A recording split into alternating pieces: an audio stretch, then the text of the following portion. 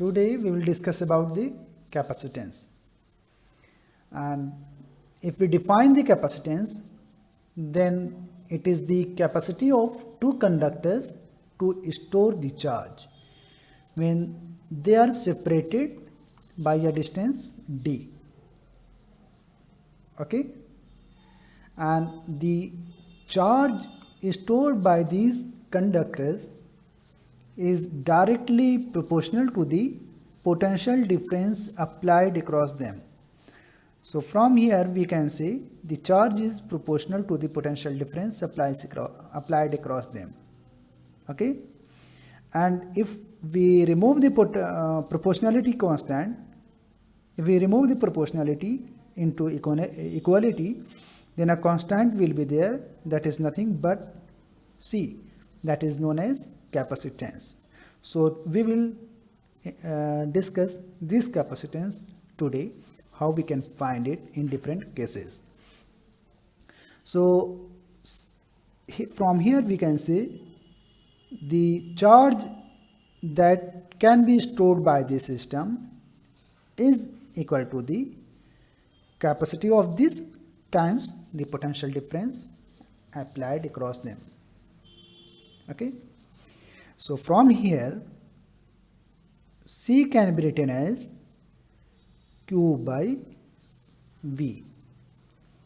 Okay, and if we have Q by V and we wish to find the capacitance in any system of the conductors, in that case two important things are required to know. The first one is the charge, second one is the potential difference between the conducting surfaces, and further charge can be written as, according to the Gauss law, the d dot ds. We have studied this, the surface integral of d over a closed surface, that is nothing but the charge enclosed by the surface.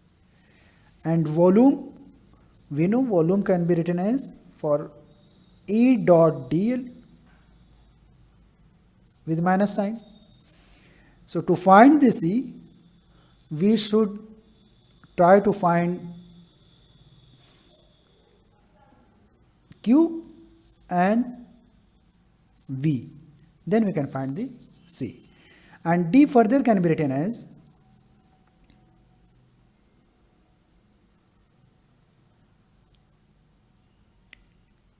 epsilon E, okay, dot ds we can write, and in the denominator we can write E dot dl.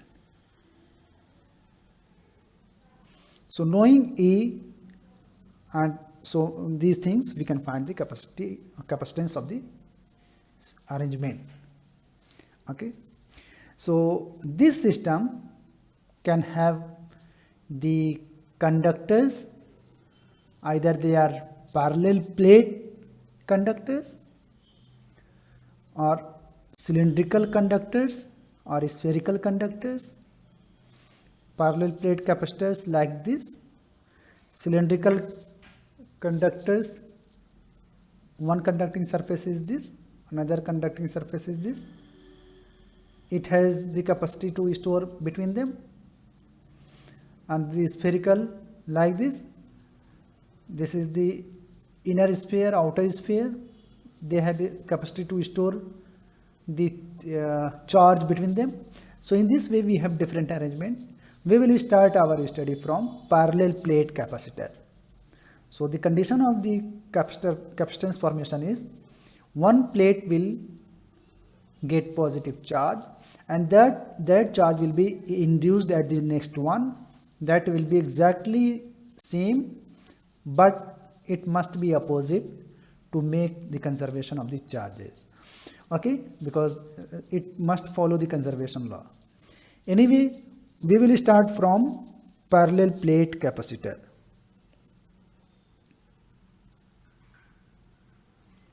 Parallel plate capacitor. So we will start from parallel plate capacitor, where we have two parallel plates. The first one is having the surface charge density rho s, and the area of this plate is like this. The area is A, okay, and the next plate will get an induced charge of equal value. Since it is induced charge, so it should be minus Q. If it is Q overall, then it should be minus Q. Okay. And in this case, the field will be from positive to the away from the positive. The direction of the field will be away from the positive. And the second thing, it must be normal to the surface. Okay. At the end, it may be non-normal, different from normal due to fringing effect. But if we consider the infinite sheet, means this distance is very large compared to the distance between them, then we can say this effect can be ignored, because there is infinite, then no end. No end means this effect can be ignored. Okay. So we have this arrangement, and the field at the negative plate, due to negative charge, it should be towards the charge. So field from here should be in this direction, and at this it should be in this direction, because from positive it is away from the positive and it is towards the negative. So inside the plate, the direction of the field will be like this. And in this case, we have if surface charge density is rho s and the area is A, then we can have the Q is equal to rho s by A. Okay. And if it is parallel plate, then we have studied in that case E can be written as rho s by 2 epsilon naught. We have studied it already. Okay. So if we consider this is our x, okay, and consider any direction. For example, this is x from here to x. Okay. E and x both are in opposite direction.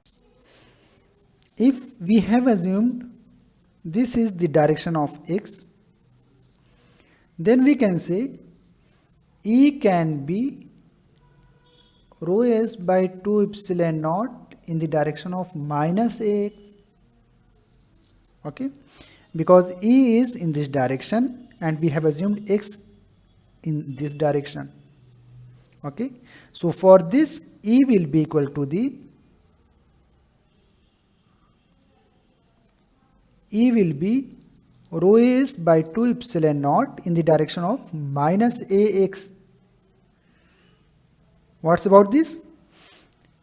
For this as well, E will be rho s by 2 epsilon naught in the direction of minus ax, because for this the direction of field is same, for this the direction of field is opposite to the x.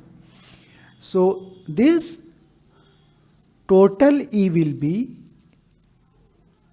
since both are in the same direction, so it should be E plus and E minus.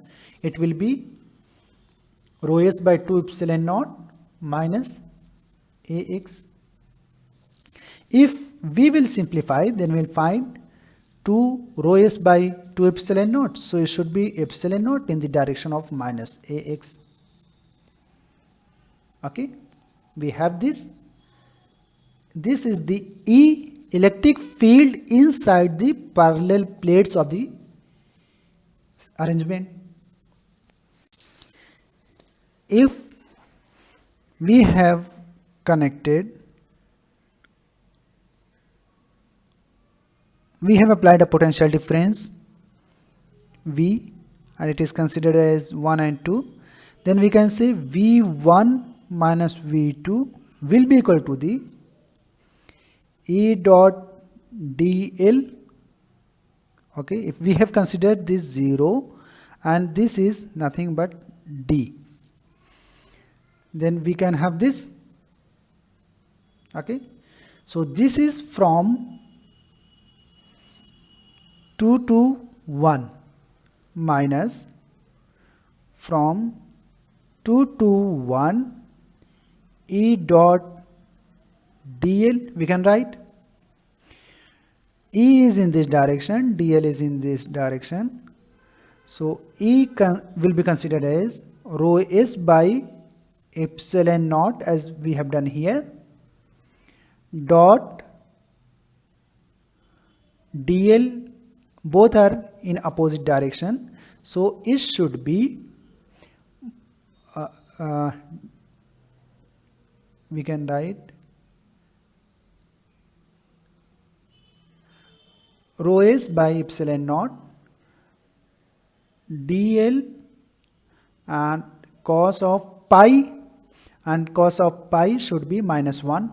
So from here we can say minus 1 rho s by epsilon naught dl will be equal to the distance between them, because x can vary from 0 to d.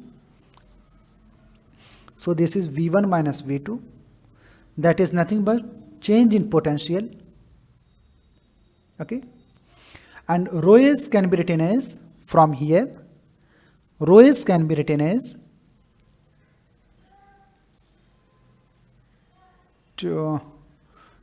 charge into A. So rho s can be written as charge into A into D by epsilon naught, and rho s can be written as Q by A. So from there Q by A somewhere, no, here it should be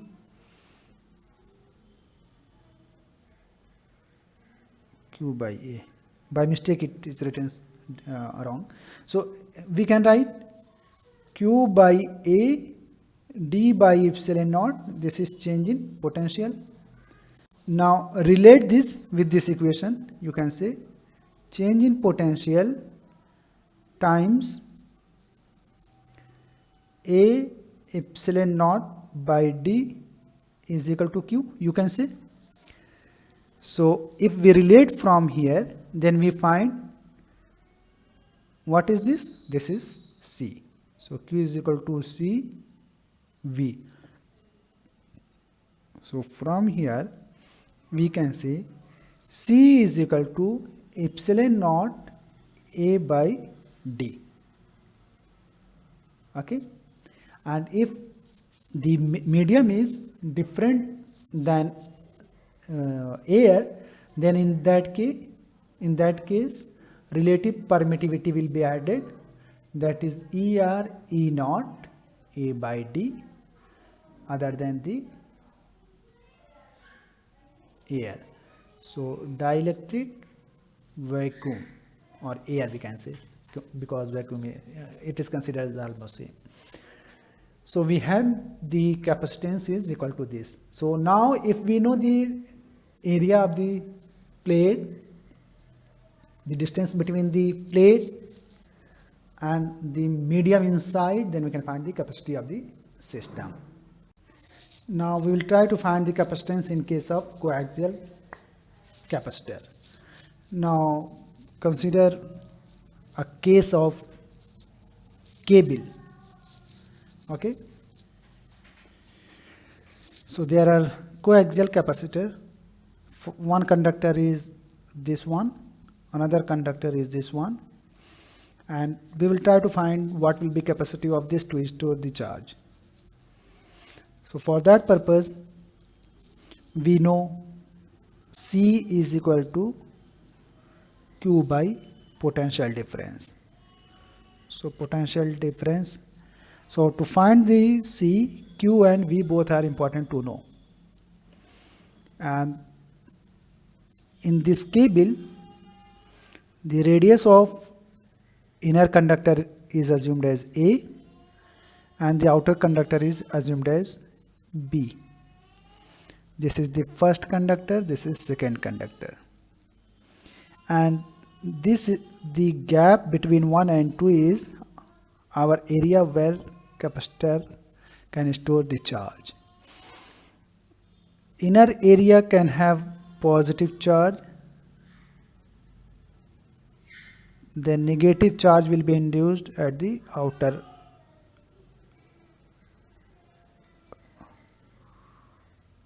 cylindrical conductor.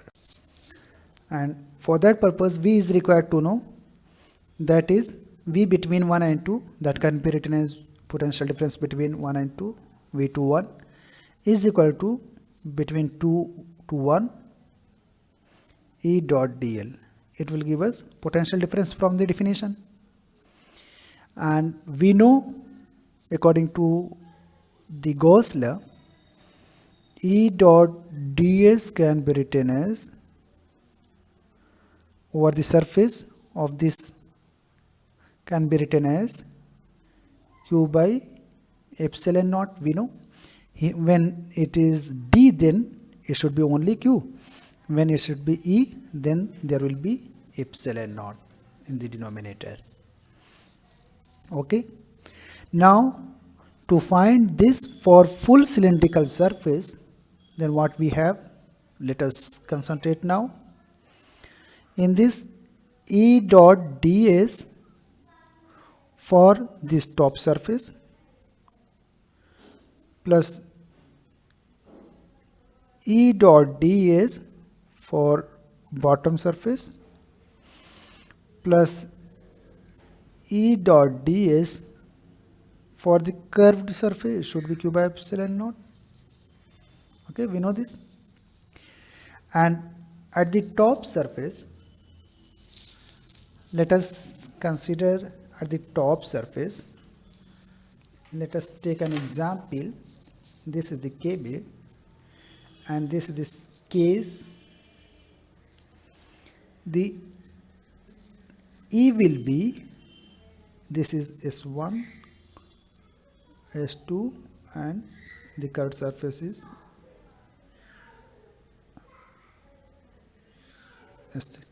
S3.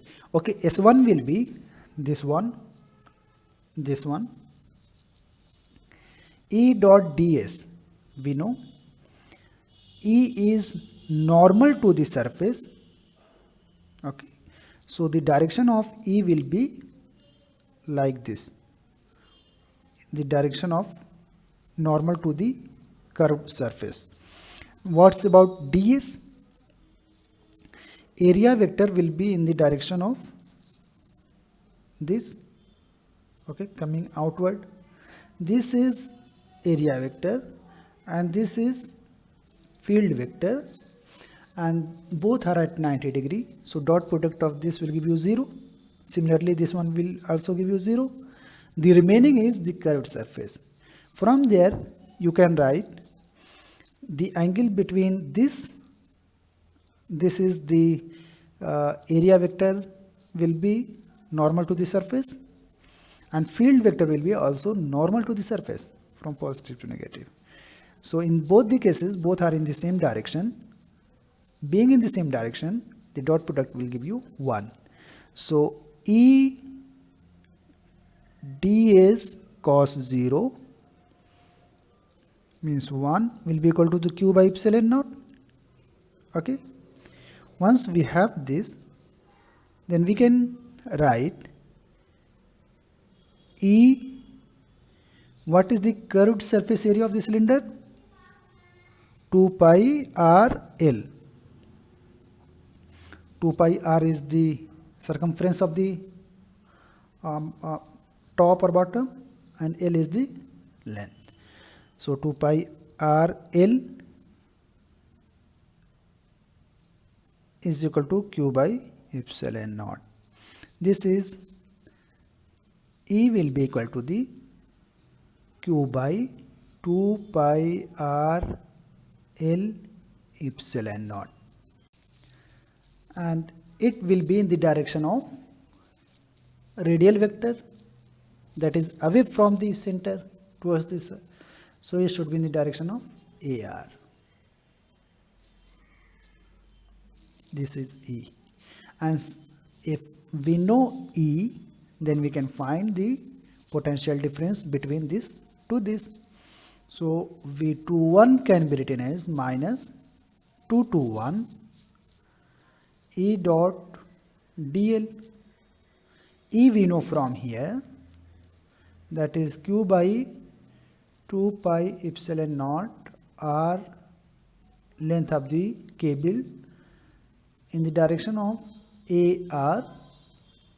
This is E, and L will be L dl, means our point of interest is somewhere between A and B. So it will be dr. This is R1, this is R2. So the distance between these two can be written as dr, which vary from A to B. So we can say dr in the direction of,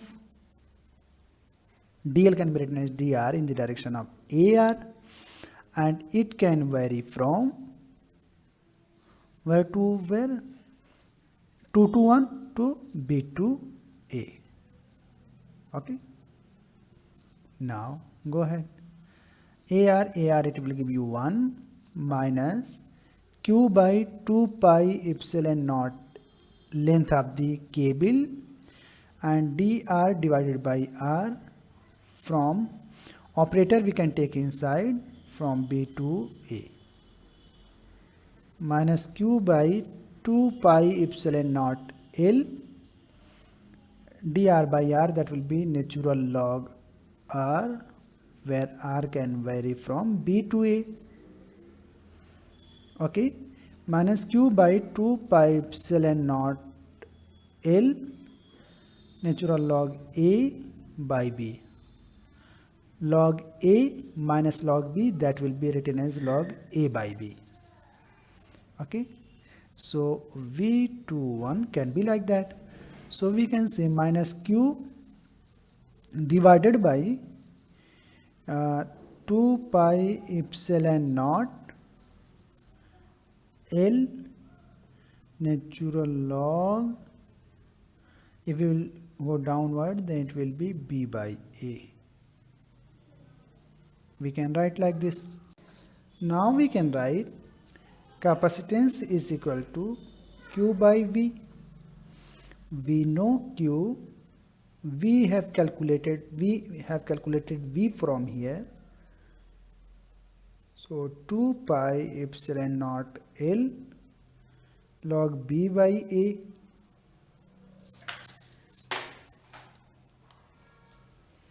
We can write like this.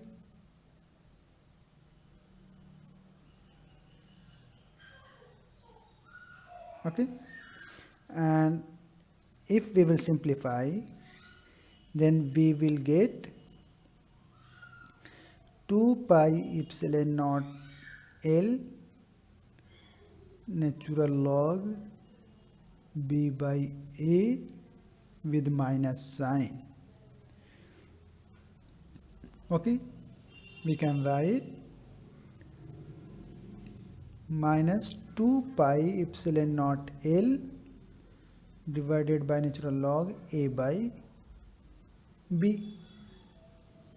Okay, and further to make it free from minus sign, we can write 2 pi epsilon naught length of the, always we have written capital L, so keep in mind capital L, that is length of the cylindrical conductor, L divided by natural log B by A. If we will give B by A, then it will be minus, and minus minus will be cancelled out. So it will be our capacitance in case of coaxial cylindrical cable. Here we find that it depends between the length of the cable and the inner and outer radius of the conductors.